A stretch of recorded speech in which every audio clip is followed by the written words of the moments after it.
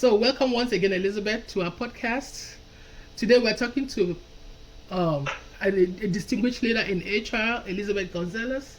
She's the founder of Specialty HR. So, she's going to share to us how she built a great company that she has today. Elizabeth has a great expertise in HR, in the area of regulations and laws. She helps clients with wide issues of HR navigate through their challenges. Areas include HR compliance, people strategy, payroll service, employee relationship, talent management, HR process improvement, HR audit, and on and on. So today she's going to share with us how she built a great company she had today, the challenges, the real world challenges that nobody sees, behind the scenes challenges, that the lessons learned and way forward. It's going to be 30 minutes conversation, no scripted question. We just let it go as it flows, as she's ready to share. And based on that, we're going to say thank you once again, Elizabeth, for coming to our podcast. Thank you so much for having me. So again, the podcast is going to be in three sections. So it's good. First of all, look at your background and the industry trend you're seeing. Then we'll discuss your current challenges and the vision you want Specialty HR in the next 12 months. Then we'll finally wrap up with any necessary step, if there's any, if it makes sense. Does that sound good with you, Elizabeth? Yes, thank you. All right, let's dive in. So can you share a bit about your role and how it fits into a bigger picture at Specialty HR? So I founded my organization back in August of 2022. Mm-hmm. I prior to that, I had worked in corporate America, always in the HR realm, and I wanted to do things different. I wanted to build something and show the world of what proper HR should be. Yeah. Awesome. So how does it fit into a bigger picture, of Specialty HR, Specialty HR consulting? You just want, you say you want to show the world something different, right? How Yes. HR should be. Okay, that makes sense. So what a typical day looks like for you?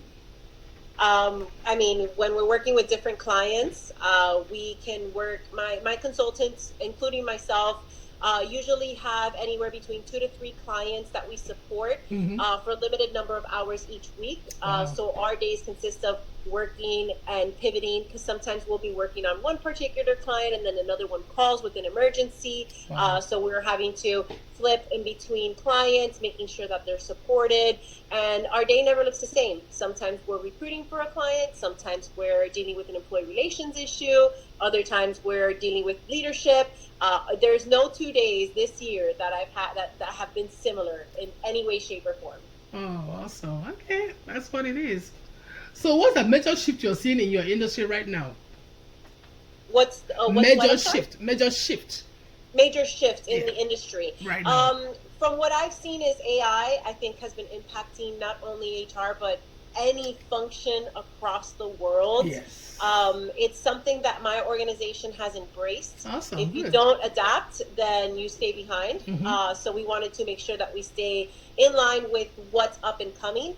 It has been a huge help within our organization and the type of service that we're providing to our clients. We're able to pivot and work faster and provide results faster because in the way in which we utilize this artificial intelligence. Okay, can you give me some example of the ones you're using right now, the artificial intelligence you're using? So I have the Google Suite platform. So part of that includes Gemini under the business account. So Gemini, one of the biggest strategies, for example, in utilizing Gemini is whenever we need to summarize something within, this is basic, of a meeting that we had with a client, and we're able to summarize it within seconds, something that could have taken us hours before. We're able to build a report within just a click of a button. Awesome. That's awesome. So how has HR impacted your business strategy? How has HR impacted my business strategy?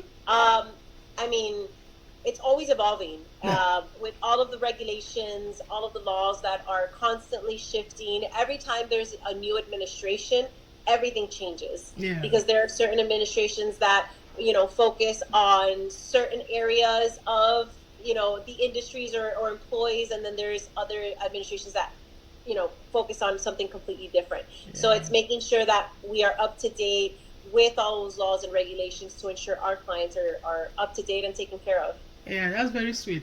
And I would have asked you earlier, I wanted to know, apart from the Gemini, is there any other HR tool you're using or you want to use in future if you don't have now? Yes. So there are some CRM tools that we are looking to implement going into 2026 just to streamline a lot of our processes in the moment. Okay. We will be building out as well a portal for our clients in which they'll be able to come in and access any data that they'd like, utilizing that portal. Right now, we do have a secure area where we communicate with each of our clients, but we wanted to make sure that we took a step further in that for security purposes. Okay, awesome. That's great. Okay, the CRM you want to build where your clients can come in and maybe research things or drop their question. Okay, I got it. Okay. Yep. So what's working well for you right now and what is been frustrating? What's working really well for us, ever since we implemented AI, it's been working well because we're able to cut a lot of time in the administration of writing reports and utilizing AI to kind of speed that up, and we're able to add more value to the client in a more limited number of hours versus more hours that we would need to utilize in the past. So I think that's working really well for us. Something that's not working well for us, I would say, is individuals' perception of HR and the need within an organization. There are organizations that see the value and see the impact of it, and then there are organizations that they don't. Yeah. And they don't have anybody in HR. Sometimes we walk into these organizations that have never had HR and it looks like a war zone. Nothing is right, nothing is compliant, no one's following regulations. If anybody were to come and knock on their door and audit them at any point, they would probably get shut down, to that extent. So I think that's probably been one of the hardest areas of our industry. Okay. So but what have you put in place to kind of check that or kind of try to streamline that or control that path? So one of the packages that we include within our organization is on demand. So they're able to test out the product before they commit to anything. So if they want to say, I'd like to utilize your services for 3 hours a week on demand, there's no strings attached, there's no contract of, there's going to be any penalty. And a lot of our conversions or individuals that end up working with us, they test drive it. They get to test drive it first and see the impact we have on their organization, and then eventually they're like, okay, we didn't know we needed HR. I mean, we get clients tell us that all the time. They're like, I never knew I needed HR, and I don't know what I would do without you. So I think that's worked really well for us in trying to move the needle in that respect. Yeah, this on demand, is it a generic product or is you guys a proprietary product you guys developed? On demand is just, let's say you have an HR question, you have an employee relations issue, you pick up the phone, you call us, and we'll help you navigate that employee relations issue. So it could be anything, payroll. Okay. Hey, I'm running payroll in my system, I'm stuck, I don't know how to process it. We'll hop on a call with you, screen share, we'll fix it for you. So things like that, just that extra support. Okay, awesome. All right. So how do you currently measure the success of specialty HR consulting? The success. How do you measure it? Yes. So measuring the success is we send out surveys to our clients to make sure that we're always providing top-notch service. A lot of our clients are long-term. Once they start with us, they remain our clients for some time. Especially the smaller organizations that don't really need someone in-house because they're not going to grow beyond that. So this is enough for them. And those scores have to be maintained. Anything that falls below 90%, we're on it right away. I get involved to make sure that whatever it is that didn't get done or should have gotten done, we put checks and balances in place to make sure that it doesn't happen in the future. Okay, I think somehow you've answered what I wanted to ask you. Which metrics are you most focused on improving in ensuring your success? Is there any more you would like to want to throw on that?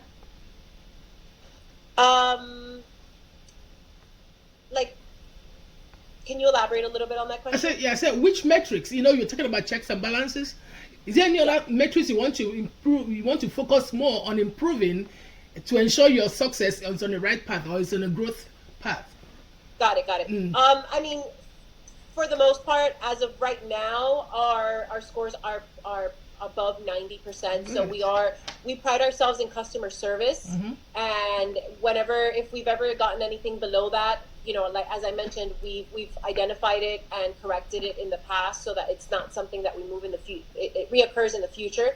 Um, we respond to our clients right away. We share a business line through all of our consultants so that if you call our phone number, someone will always pick up the phone. You're not going to just go into the abyss where nobody answers. And we pride ourselves in getting, fixing the problem right away if it's urgent. So for now, the metrics was put in place for that reason so that we can correct it, and we have corrected it up to this place. Is there room for improvement? Always. I Yeah. mean, if I can get better at it, of course we'll implement it. Okay. Awesome. Awesome. So where do you want HR, specialty HR to be in the next 6-12 months? Oh my goodness, within the next 6 to 12 months, I would love to continue to grow my team, to be Mm-hmm. able to continue to support these businesses that are in need. As of right now, I have 3 consultants full time with me. And then I do have some contractors that work on projects, miscellaneous projects here and there. So I would love to continue to grow my full time headcount so that we can continue to support these businesses. So, I mean, bring in 25% more clientele that we can make a difference for them. Yeah. Okay. So what are the specific KPI that you're tracking? You're talking about bringing in 25% more. What about in monetary terms? What is your vision in monetary in every? Monetarily, Yeah. ROI, ratio on investment. yes, I would say monetarily. Do you mean by like a revenue point of view? Yeah, sure, I understand. Yeah. Maybe about 300,000 or more Oh, incoming new business in next year. okay, that'd be great. That'd be great. So, okay, you mentioned that about the CRM you want to build for your client, or you already have it, uh, so that they can come in and fix any question they will have, or maybe research for any question they have. And in addition to your online, what the on demand, right? If I'm right. Yes, so on demand is they can reach us via phone, Okay, email, text message. yeah. So okay, why do you want that for the CRM place, kind of the ecosystem? If I think something like that, your clients can come in. Why do you want it? Why is it very important to you?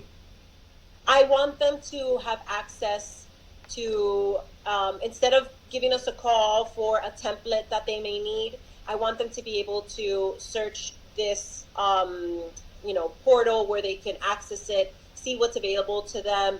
And then it's, as I had mentioned before, it's more of a security purpose, for security purposes as well. I want to make sure that it is a secure location in which we're housing this and that Mm-hmm. they're able to access it. Yeah, but is there any other goal you want for your clients? In addition to maybe the monetary aspect or the percentage you want increase you want, is there any other goal you want to put in place for them in your services for your clients?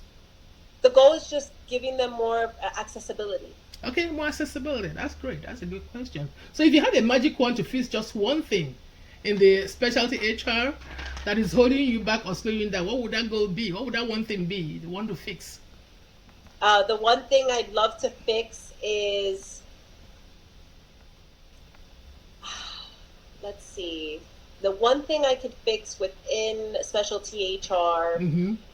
Oh, I mean, going into the new year, this is actually something that I'm implementing is I will be stepping away from working with clients directly. Okay. I've outgrown that position. I need to fulfill my chief executive officer role a bit more. Mm-hmm. So if I had one wand, I would have done it already. Mm-hmm. But it takes time to transition. Mm-hmm. So I have someone coming back from maternity leave on January. So we will be transitioning that. And then that will open me up so that I can be more customer facing, going out to the community, building those relationships, building that network, And that's something that if I had a wand, I'd do it now. But those are what's in the plan for next year. Yeah, so I think you've answered my question how and why, so that you'd be more client facing and all that. Okay, again, what kind? Well, you said again somebody's coming in January to 15, then you can go there. So, what kind of signal would we be looking forward to make sure that you're moving in the right direction when the time comes, or moving forward? The signal, the signs to like a. You cut off in the beginning. I said, what kind of signs that you'll be tracking to show, kind of to kind of show you are in the right direction. So I track. I mean, I Yeah. track revenue, and I'm always going into my P&L, seeing exactly where the money's going, what the money's coming in, and then I also observe what clientele is coming in, what are the number of hours. I don't like to assign hours to each of my consultants or contractors, because I don't want the quality of service to suffer either. Yeah. So I limit each of my contractors and my consultants to a number of hours every week. So as soon as they're about to hit that threshold, I monitor that as well to see, okay, do I need to bring a new headcount? What would that cost the business? Do we have the revenue coming in? So I'm constantly looking at that bigger picture. Awesome. So if the process work, what does it open? What does it unlock for a specialty HR? For the next What are level? the what? If the process if your plan for the 2026 works, what will it unlock for specialty HR? Oh man, I think the next level for me as a business owner, I started my business from scratch. Okay. I've been self-funded, so I've done everything myself. I've built my team myself. And I've been so boggled down with being working with clients day in, day out, that I have not been able to focus as much as I'd like into the business. So I think that by changing that into the new year, I can pour back into my business like I once did, and spark that interest and spark that creativity to take it to the next level. Yeah, that's very good. Thank you, Elizabeth. Thank you for sharing your insight. They were very great, and I know our audience will really, learn a lot from that.